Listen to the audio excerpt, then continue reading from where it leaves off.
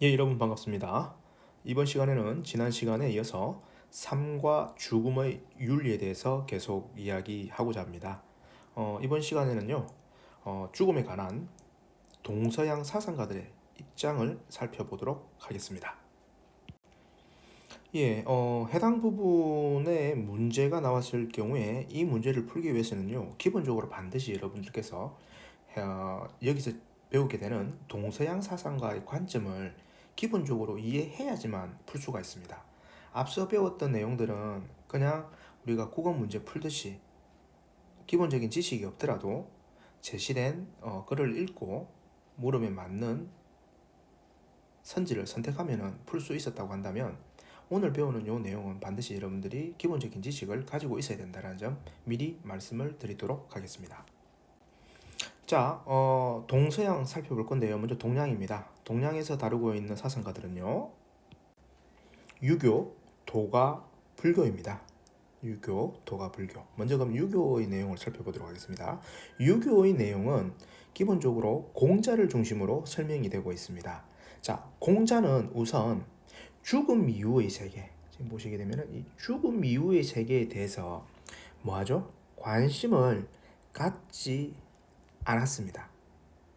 어디에 더 관심을 가졌냐면 바로 여기 현세, 지금 삶에서의 인격적 수양에 최선을 다해야 한다는 입장을 가졌다라는 겁니다.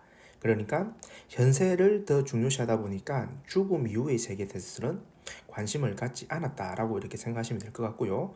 그 다음에 공자는 죽음에 대해서 기본적으로 죽음이라는 것은 뭐다? 예, 자연스러운 어떤 자연의 과정이고 죽음 이후의 세계에 대해서 관심을 갖지 않았다고 해서 돌아가신 분에 대한 애도를 하지 않은 건 아닙니다. 애도의 입장을 가졌습니다. 자, 정리합시다. 죽음에 대한 관심은 없었지만 돌아가신 분에 대한 애도의 관점은 가지고 있었다. 아시겠죠? 자, 그 다음에 도가로 넘어가 보겠습니다. 도가는 역시 유교와 동일하게 자연적인 과정으로 보고 있습니다. 자연적인 과정.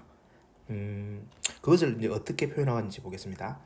기라는 게 있어요. 기. 여기 보시면 되면 기가 있죠. 기라는 것이 있는데 태어남. 이거는 기가 모이는 거라고 얘기를 하고 있고요. 그 다음에 죽음이라는 것은 이 모였던 기가 뭐 하는 것이다? 예, 흩어지는 것으로 보고 있는 겁니다.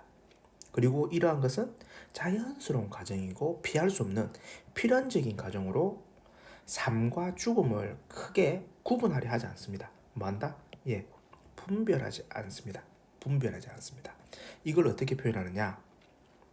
봄이 가면 여름이 오고, 여름이 가면 가을이 오고, 가을이 가면 겨울이 오는 것처럼 아침이 가면 점심이 오고, 점심이 가면 저녁이 오고, 저녁이 가면 밤이 오듯이 굳이 이것을 분별하지 않는 자연적인 과정으로 삶과 죽음을 생각했다라는 겁니다. 자, 그래서 이렇게 돼 있죠.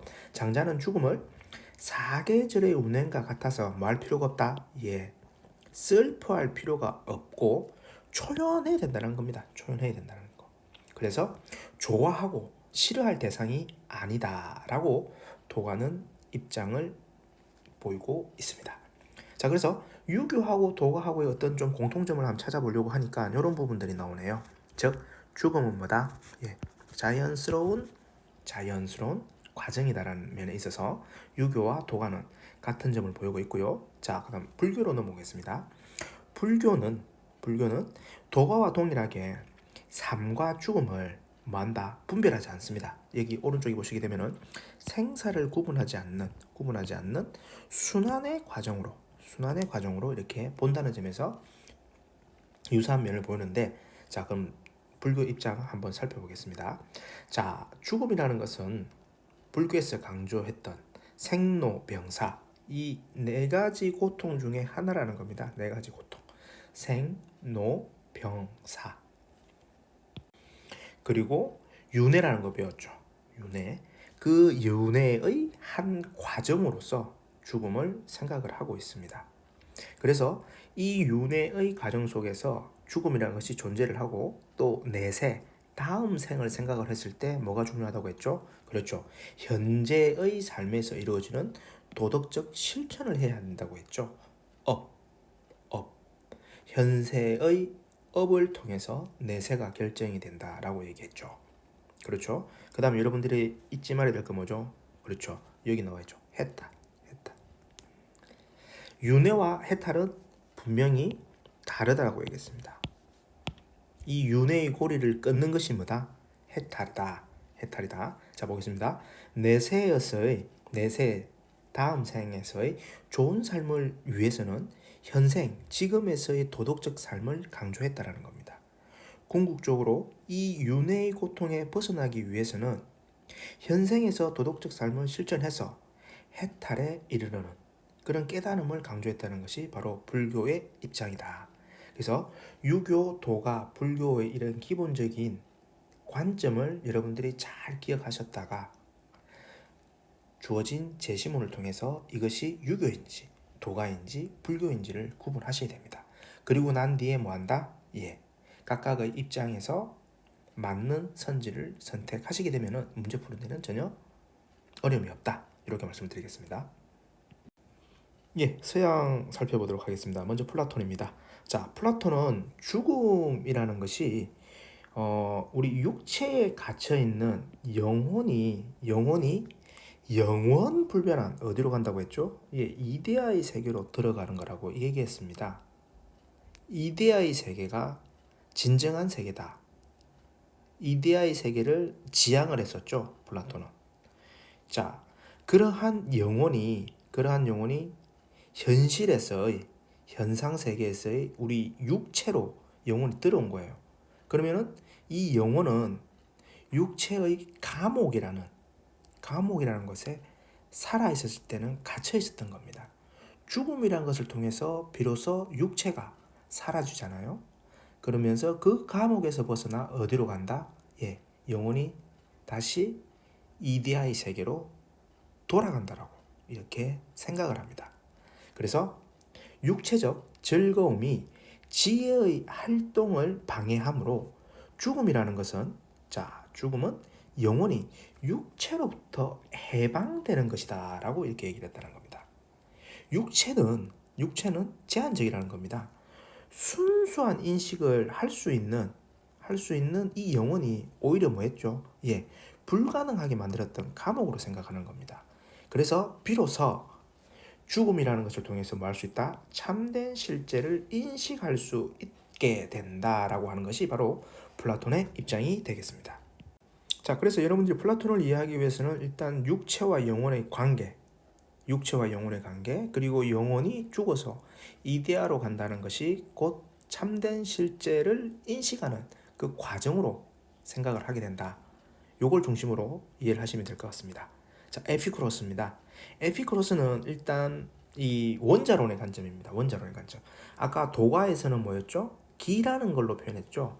태어남이라는 것은 기가 모이는 거고, 에피쿠로스의 입장에서는 원자가 모이는 겁니다. 태어나는 것은. 그런데 죽음이라는 건 뭐죠? 원자가 흩어지는 겁니다. 이 흩어짐이라는 것은 다시 말해서 또 어떻게 표현이냐면은 현재 살아있는 이 감각이 뭐한다? 상실되라는 겁니다. 상실되는 거. 자, 그래서 죽음이라는 것은 분명 고통스럽고 두려움이 존재일 겁니다. 하지만 곰곰이 생각해보니 어떠하다는 거죠? 그렇습니다. 살아있는 동안에는 최소한 죽음은 뭐 할 수 있죠. 경험할 수 없다라는 겁니다. 내가 살아있기 때문에 죽음을 어떻게 경험해요? 그렇죠. 경험할 수 없는 걸 왜 두려워해? 이런 입장이라는 겁니다. 두려움의 대상이 아니다. 자, 그러면 죽어있는 상태로 또 보자는 겁니다. 죽어있는 상태는 앞서 보았던 것처럼 감각이 이미 상실된 상태잖아요. 그렇기 때문에 죽어있는 상태에서는 죽음을 의식하지 못하기 때문에 죽음을 또 두려워할 필요가 없다라는 겁니다. 맞죠? 그래서 우리는 죽음이라는 이 두려움, 공포에 사로잡혀 있을 필요가 없죠. 죽음에 대한 공포에서 벗어나 행복을 추구하라는 것이 바로 에피쿠로스의 입장이 되겠습니다. 자, 그래서 플라톤과 에피쿠로스의 어떤 공통점을 좀 찾아보니까 또 이런 결론이 나오네요. 죽음은 뭐다? 두려움의 대상이 아니라는 겁니다. 죽음은 두려움의 대상이 아니다. 이렇게 설명을 드릴게요. 자, 다음은 하이데거와 야스퍼스인데요. 하이데거와 야스퍼스는 죽음이라는 것을 자각하고 혹은 직면하고 난 후와 그 이전이 서로 달라질 수 있는 한 단계 더 발전할 수 있는 계기가 된다는 관점입니다. 그래서 핵심적인 개념을 중심으로 살펴보겠는데요. 일단 현 존재라는 개념이 있고요. 그 다음에 비본래적인 삶을 살던 그런 나의 모습이 있습니다. 이 두 개는 지금 일맥상통하는 겁니다. 아시겠죠? 자, 그런 내가 죽음이라는 것을 직면하게 된다는 겁니다. 그렇게 된다고 하면은 기존에 비본래적인 삶을 살았다는 것은 뭐냐면 인간으로서의 어떠한 고유한 면이 있다는 거죠. 동물과는 달리 혹은 식물과는 달리 인간이기 때문에 더 나은 삶을 살아야 되는데 우리는 죽음이라는 것을 생각하기 전까지는 거기에 대해서 연연하지 않았다라는 거죠. 그런데 비로소 죽음을 통해서 내가 어떻게 된다? 예, 본래적인 존재 가능성이라고 할 수 있는 고유성을 회복할 수 있는 계기가 된다는 겁니다. 이를 통해서 삶에서의 어떤 의미와 가치를 추구하는 존재로 나아갈 수 있다는 거죠. 그래서 본래적 존재론적 삶을 살아가는 계기가 된다. 이것이 하이데거의 입장이고요. 야스퍼스는 자, 죽음이라는 것은 피할 수 없는 한계상이라고 이렇게 표현합니다. 그래서 이 죽음을 절대적으로 불가능한 걸로 이렇게 얘기하는 거죠. 그래서 현 존재인 내가 뭐 하는 거죠? 예, 실존적 초월을 가능한 그런 존재로 업그레이드 된다는 겁니다. 자, 하이데거의 입장에서는 현 존재와 비본래적인 삶을 살던 내가 죽음을 통해서 본래적인 그리고 존재론적인 삶을 살게 되는 계기가 되는 것처럼 야스퍼스의 입장에서도 죽음이라는 것이 피할 수 없는 한계사항으로서 현 존재인 내가 뭐 된다? 실존적 초월을 가능하게 되는 어떤 계기가 된다는 겁니다. 그래서 한계사항을 경험하는 것과 실존하는 것은 동일하다는 그런 이야기를 죽음을 통해서 야스퍼스가 하고 있는 겁니다. 자, 그리스도교는요, 일단 죽음은 신에 의해 이미 결정되어 있는 것으로 자연스럽게 받아들여야 된다. 그래서 죽음은 신과 하나가 되어서 행복에 이르는 수단이다라고 얘기를 하고 있습니다. 자, 그래서 여기 이 파트에서 우리가 이제 문제를 풀 때 어떻게 나가야 되는지에 대해서 내용을 좀 정리하겠습니다. 자, 먼저 앞서 얘기했던 것처럼 나온 재심을 통해서 뭐 해야 된다? 예, 사상가를 먼저 분석을 해야 되겠습니다. 사상가가 먼저 분석이 반드시 되어야 돼요. 이거 안 되면은 틀릴 수밖에 없습니다. 자, 사상가가 분석이 되게 되면은 그 다음에는 앞서 우리가 설명해 드렸던 그 내용, 사상가의 입장에 해당하는 뭐 한다? 예, 선지를 선택하면 되는 겁니다. 요 구조라는 겁니다. 요 구조. 구조는 아주 단순하게 시험 문제가 나오고 있어요. 다만 선지를 선택하는 데 있어서 주의해야 될 점은 뭐냐면은 일단 제시되어 있는 글을 갖다가 표면적으로 읽으십시오. 표면적으로 읽고 가급적이면 유출을 하지 마십시오. 유출을 하게 되면 본인이 함정이 빠질 가능성이 많다는 거. 그 다음에 표현상이 또 함정이 있습니다. 표현상의 함정이라는 건 뭐냐면요. 그 사상가의 입장을 정확하게 이해하지 못한 상태에서 조금 전에 선생님이 설명해드렸던 그 내용의 범주 내에서는 정확하게 이해하셔야 돼요.